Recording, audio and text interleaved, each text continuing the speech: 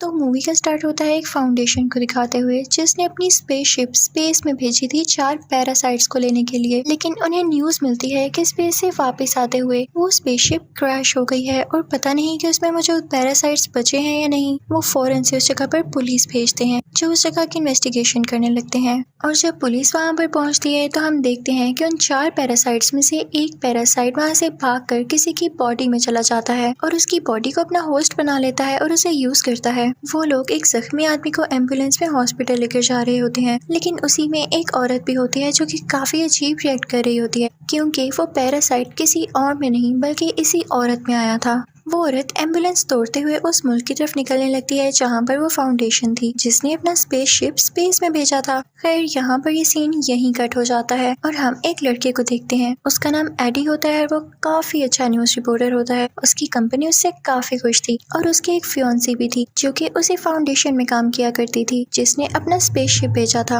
हम देखते हैं कि सुबह होती है और एडी अपने ऑफिस जाता है। उसका बॉस उससे कहता है कि तुम काफी अच्छा काम करते हो और आज जो टास्क मैं तुम्हें देने जा रहा हूँ तुमने उसको भी अच्छे से करना है। दरअसल आज तुमने इंटरव्यू लेना है उसी फाउंडेशन के सीईओ से यानी उसके ऑनर से। तुमने उसे पूछना है कि उसने अपना स्पेसशिप स्पेस में क्यों भेजा और ये सारे पैरासाइट्स का क्या चक्कर है। याद रहे तुम उसे इसके अलावा कोई एक्स्ट्रा बात मत करना क्योंकि वो काफी रिच है और काफी बुरा आदमी भी है। अगर तुमने उसकी पसंद की कोई बात ना की तो वो तुम्हें मरवा भी सकता है। तो एडी अपने बॉस से कहता है कि ठीक है, आप परेशान ना हो, मैं उनसे अच्छे से इंटरव्यू लूंगा और उनसे सिर्फ उनकी इन्वेंशन और डिस्कवरी के बारे में पूछूंगा बस। फिर रात को हम देखते हैं कि एडी अपने घर आ जाता है। उसके सामने उसके फियांसी का लैपटॉप पड़ा होता है जिस पर उसे किसी की मेल आती है और वो उसी फाउंडेशन की तरफ से थी। वो उस फाउंडेशन के किसी मेंबर ने उसे भेजी थी कि ये फाउंडेशन ठीक नहीं है, ये लोगों की जान ले रही है और ये तुम्हें भी यूज करेगी, तुम इसको छोड़ दो। उसमें उनके एक्सपेरिमेंट्स की सारी डिटेल होती है कि वो पैरासाइट्स कौन है, कहाँ से आए और उनपे क्या क्या एक्सपेरिमेंट्स किए जाने वाले हैं। मासूम लोगों को भी इसके लिए यूज किया जाएगा। एडी को जब ये पता चलता है तो वो सोचता है कि मेरे पास अच्छा मौका है, सुबह मेरा उस आदमी के साथ इंटरव्यू है तो मैं उससे सारी बातें पूछूंगा इवन तो मेरे बॉस ने मुझे मना किया है, लेकिन ये खबर काफी रॉकिंग बन सकती है।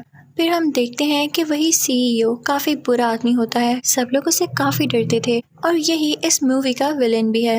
अब एडी का उससे इंटरव्यू का टाइम हो चुका था तो वो उसके पास आ जाता है और उन लोगों का इंटरव्यू अब स्टार्ट होता है। शुरू में तो एडी उससे ऐसे सवाल करता है कि बताएं आपने स्पेस में क्या क्या डिस्कवरीज की हैं। फाउंडेशन का वो ओनर काफी खुश होकर इन बातों का जवाब दे रहा होता है, लेकिन तभी एडी अपने सवाल चेंज करने लगता है और उससे कहता है कि मैंने सुना है कि आप अपने एक्सपेरिमेंट्स के लिए इंसानों को चुनने वाले हैं, उनकी जान के साथ खेलकर आप अपने एक्सपेरिमेंट्स को सक्सेसफुल बनाने वाले हैं क्या। और जैसे ही वो ओनर ये बात सुनता है तो उसको एडी की बातें काफी बुरी लगने लगती हैं और वो उससे कहता है कि फौरन से अपने इंटरव्यू को बंद करो और चले जाओ यहाँ से। एडी को वहाँ से निकाल दिया जाता है और फिर एडी सीधा अपने ऑफिस आता है अपने बॉस के पास। उसका बॉस उससे काफी गुस्सा होता है कि मेरे मना करने के बावजूद तुमने उससे टक्कर ली है, अब जो इसका नतीजा होगा, जो इसकी वजह से होने वाला है, उसके लिए तुम खुद तैयार रहना। उसका बॉस उसे गुस्से में जॉब से निकाल देता है और दूसरी तरफ एडी की फियांसी को भी जॉब से निकाल दिया गया था, लेकिन उसकी फियांसी एडी से काफी ज्यादा गुस्से होती है और कहती है कि मैं तुमसे ब्रेकअप कर रही हूँ, तुम्हें जरा अकल नहीं है, तुम्हारी वजह से हम दोनों की जॉब चली गई। वो उससे सारे लिंक्स खत्म करके उससे दूर हो जाती है। फिर यहाँ पे सीन चेंज होता है और हम देखते हैं कि रात है, बारिश हो रही है और वही औरत हमें दिखाई जाती है जिसकी बॉडी में वो पैरासाइट चला गया था। वो वहाँ पर पड़ी हुई चीजें खाने लगती है, लेकिन तभी उसके पास कुछ बुरे लोग आ जाते हैं। वो लोग उनकी डिफरेंट फॉर्म्स बनाकर एक्सपेरिमेंट कर रहे थे कि ये पैरासाइट किस फॉर्म में ज्यादा ताकतवर रहता है। वो एक शीशे के बॉक्स में खरगोश को रखते हैं और उस येलो पैरासाइट को छोड़ देते हैं ये देखने के लिए कि येलो पैरासाइट इस खरगोश के साथ क्या करता है। उस फाउंडेशन का ऑनर भी वहाँ पर होता है और वहाँ पर उसकी एक वर्कर भी होती है जो कि एक्सपेरिमेंट होते हुए देख रही थी। शुरू में तो उन लोगों को लगता है कि जैसे रैबिट और पैरासाइट में काफी अच्छी बॉन्डिंग बन गई है और ये दोनों मिक्स होकर ज्यादा पावरफुल हो गए हैं,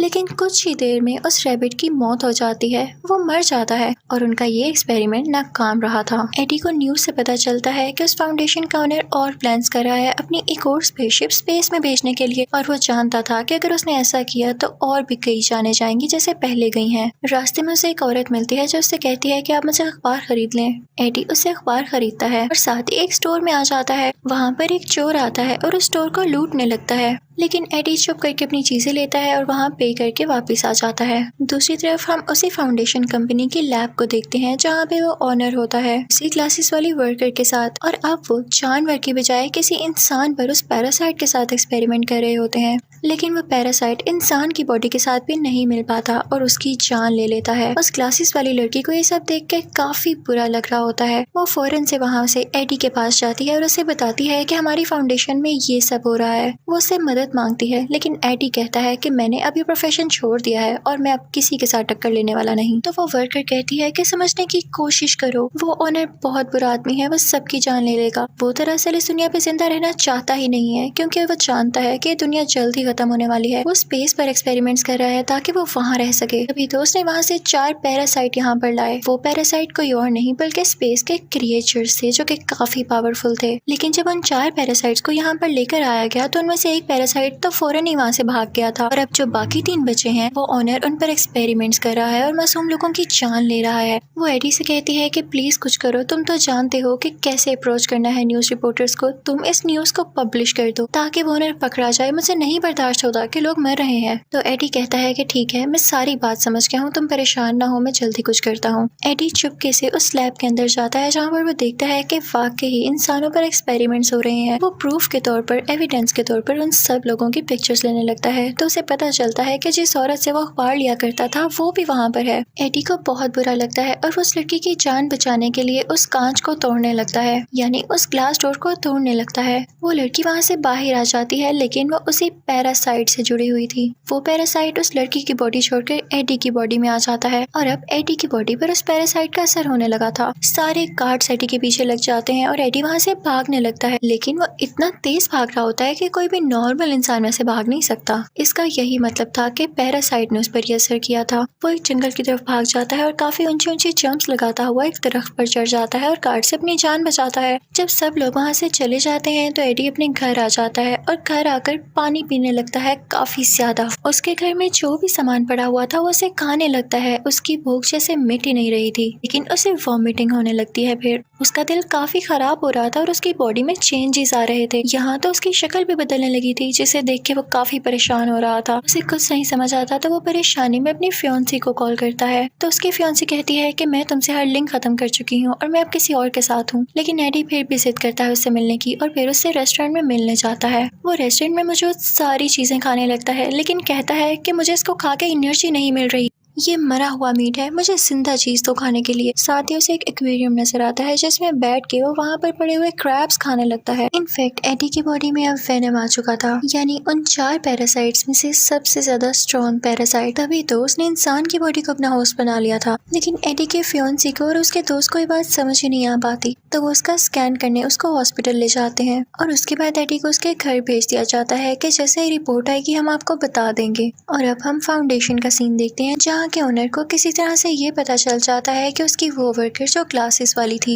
उसने ही एडी को यहाँ पर बुलाया और उसे यहाँ तक की अप्रोच दी। वो ओनर उस लड़की पर काफी गुस्सा होता है और उस पर भी एक पैरासाइट छोड़ देता है। तभी हम एडी को उसके घर में देखते हैं। उसे अब काफी गुस्सा आने लगा था। उसका नेबर काफी ऊंची म्यूजिक सुन रहा होता है तो वो उसे मना करता है, लेकिन वो पास नहीं आता। तो एडी की बॉडी में मौजूद जो पैरासाइट यानी वेनम होता है वो गुस्से में आ जाता है और उसे मना करता है। और इसी दौरान वहाँ पर कुछ गार्ड्स आ जाते हैं जो कि उसी फाउंडेशन ओनर ने भेजे होते हैं। लेकिन यहाँ पर हम देखते हैं कि वेनम उसकी बॉडी में साफ जाहिर होने लगता है और उन गार्ड से लड़ने लगता है, एडी को प्रोटेक्ट करने लगता है। अब एडी काफी ज्यादा पावरफुल हो चुका था, लेकिन वो गार्ड्स फिर भी उसका पीछा नहीं छोड़ते। तो एडी अपनी बाइक पर वहाँ से चला जाता है और उसकी तेज स्पीड, सारा कुछ ये फुटेजेस वो ओनर भी देख रहा था। तो वो अपने लोगों से कहने लगता है कि देखा मेरे डिस्कवर किए गए पैरासाइट ने कितनी तरक्की कर ली। फाउंडेशन का ओनर उसके पीछे और गार्ड्स लगा देता है और जब एडी उनसे बचते हुए अपनी बाइक पर ऊंची सारी जंप लगाता है तो वो गिर जाता है। उसकी काफी हड्डियां टूट चुकी थी, लेकिन अब वेनम की बॉडी उसकी बॉडी के बाहर आ जाती है जो कि कवरिंग बना लेती है, एक ब्लैक कलर की कवरिंग, और उसको एडी की बॉडी को बचाती है। इसके बाद एडी यानी वो वेनम उन गार्ड्स को खाने लगता है और पानी में से होता हुआ एक जगह पर आ जाता है। एडी उस वेनम से पूछता है कि तुम मेरी बॉडी में क्यों आए हो। वो दोनों सरप्राइजिंगली एक दूसरे से बातें कर सकते थे। तो वेनम उसे बताता है कि मेरा घर स्पेस है जहाँ से मुझे यहाँ पर लेकर आया गया और फिर मुझे तुम्हारी बॉडी मिली। मुझे लगता है कि तुम काफी काफी अच्छे होस्ट हो और मैं तुमसे रिक्वेस्ट करता हूँ कि मुझे मेरे घर यानी स्पेस में वापस भेज दो।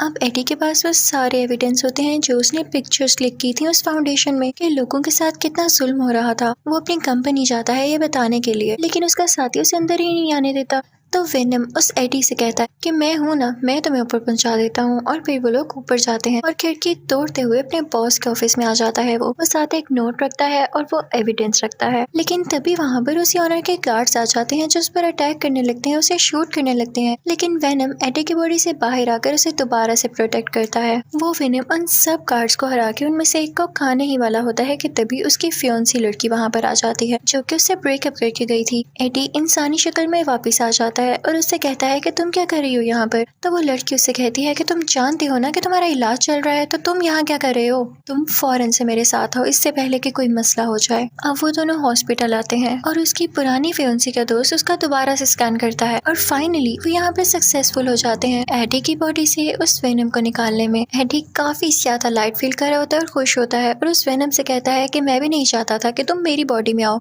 लेकिन साथ ही उस फाउंडेशन के ओनर के लोग उसे दोबारा किडनैप करके ले जाते हैं और अब उसे उस ओनर के सामने लेके आया जाता है। हमें पता चलता है कि इस फाउंडेशन के ओनर में भी वो पैरासाइट आ चुका था जो कि किसी बच्ची ने उसकी बॉडी में ट्रांसफर किया। वो ओनर एडी से कहने लगता है कि तुम्हारी बॉडी में जो पैरासाइट है वो मुझे दे दो। तो एडी कहता है कि वो तो थोड़ी ही देर पहले मेरी बॉडी छोड़ के गया है और वो मेरे पास नहीं है, कहीं और है, उसे ढूंढ लो जाके। तो वो ओनर कहने लगता है कि मुझे गुस्सा मत दिलाओ, मैं भी एक पैरासाइट में बदल सकता हूँ। और साथ ही वो एक मॉन्स्टर टाइप पैरासाइट में बदल जाता है जो कि इस मूवी में दूसरा मेन पैरासाइट था। तो एडी कहता है कि प्लीज मुझे इससे मत डराओ और तुम्हें इस पे इतना मान है ना, थोड़ी ही देर में तुम भी थक जाओगे इससे, ये तुम पे अपना पूरा कंट्रोल करेगा। तो ऑनर कहता है कि मुझे इससे कोई फर्क नहीं पड़ता। जब एडी उसकी किसी बात का जवाब नहीं देता तो वो अपने गार्ड से कहता है कि इसको यहाँ से धक्के दे के बाहर निकाल दो और इसे मार डालो। लेकिन तभी हम देखते हैं कि वहाँ पर एडी के फियोन्सी की बॉडी में वेनम दोबारा से यहाँ आ जाता है। वेनम उन गार्ड से एडी की जान बचा लेता है और फिर दोबारा से एडी की बॉडी में आ जाता है। यहाँ एडी और उसकी फियोन्सी में भी दोस्ती हो जाती है। तो वो वेनम एडी से कहता है कि देखो वो ओनर सब एक्सपेरिमेंट्स कर चुका है और अब वो स्पेस में आना चाहता है क्योंकि उसका ये प्लान है कि वो स्पेस से और ज्यादा पैरासाइट्स लाए। लेकिन एक बात याद रखना, अगर वो सारे पैरासाइट्स यहाँ पर आ गए तो वो दुनिया को तबाह कर जाएंगे और लोगों को खा जाएंगे। अब ओनर अपने फाउंडेशन में दूसरा स्पेसशिप लॉन्च करने की बातें करने लगता है। सारे वर्कर्स उसे समझाने लगते हैं कि वहाँ जाना अभी किसी खतरे से खाली नहीं हो सकता क्योंकि सारे पैरासाइट आपके खिलाफ हो चुके हैं और तो लोग भी आपका साथ नहीं दे रहे। तो ये बात सुनकर वो वहाँ पर मौजूद सारे वर्कर्स को मार देता है और खुद ही वो स्पेसशिप लॉन्च करने लगता है। लेकिन तभी वहाँ पर वेनम भी आ जाता है और उन दोनों में काफी ज्यादा लड़ाई होती है क्योंकि वेनम नहीं चाहता था कि ये ओनर उसकी दुनिया पर जाकर कब्जा करे और उसके साथ ही पैरासाइट्स को यहाँ पर लाए। और यहाँ पे हम देखते हैं कि वो ओनर काफी ज्यादा स्ट्रॉन्ग हो जाता है और वेनम यानी एडी को वहाँ से मारकर स्पेसशिप के अंदर चला जाता है। लेकिन वेनम मर कैसे सकता था, वो एडी की बॉडी में दोबारा आता है और उसी स्पेसशिप की तरफ जंप करता है। जिस चीज से उस ओनर ने एडी पर अटैक किया था वो उसी वेपन से उसे स्पेसशिप को डैमेज कर देता है जिससे उसका सारा फ्यूल नीचे गिरने लगता है और वो स्पेसशिप ब्लास्ट कर जाती है। तो यहाँ पर हम देखते हैं कि वो ओनर मर चुका होता है और वेनम ने भी अपनी जान कुर्बान कर दी थी एडी को बचाने के लिए और एडी गिर जाता है अब पानी में। अगले दिन हम देखते हैं कि एडी और उसकी पुरानी फियोन्सी बैठ के बातें कर रहे होते हैं कि तभी उस फियोन्सी को एडी की बॉडी से वेनम की आवाज आती है। तो वो कहती है कि एडी वेनम अभी भी जिंदा है। तो एडी उसे कहता है कि नहीं नहीं, वो तो किसी और की आवाज थी। तो यहाँ हमें ये पता चल पाता है कि वेनम साहिब अभी भी जिंदा थे। उसके बाद एडी वहाँ से उठ जाता है और फिर चुपके से वेनम से बातें करने लगता है। कहता है कि देखो अब तुम मेरी दुनिया में रह तो रहे हो लेकिन किसी को ये पता ना चले कि तुम वाकई यहाँ रहते हो और कुछ रूल्स हैं जो कि तुम्हें फॉलो करना होंगे, जैसा कि तुम इंसानों को नहीं खाओगे, सिर्फ बुरे इंसानों को खाया करोगे और वो भी कभी कभी, करो प्रॉमिस। तो वेनम कहता है कि एडी बुरे लोग कौन से होते हैं बताओ मुझे। तो एडी कहता है कि ऐसे लोग जो दूसरे लोगों का दिल दुखाते हैं और उनके साथ बुरा करते हैं। तभी वहाँ से वो लोग एक स्टोर में जाते हैं और देखते हैं कि स्टोर को एक और आदमी लूटने आया है और ये देख के वेनम एक्टिवेट हो जाता है और उस रोबर को यानी उस चोर को खा लेता है, जैसे कि एडी ने कहा था कि तुम सिर्फ बुरे लोगों को खा सकते हो। उसके बाद हम देखते हैं कि सब कुछ नॉर्मल हो जाता है और एडी फिर से अपनी पुरानी जॉब पर आ चुका था यानी न्यूज रिपोर्टर बन गया था और अब वो एक बहुत बड़े सीरियल किलर का इंटरव्यू ले रहा था। और इसी के साथ ये मूवी यहीं पर एंड हो जाती है। Thank you for watching, good bye.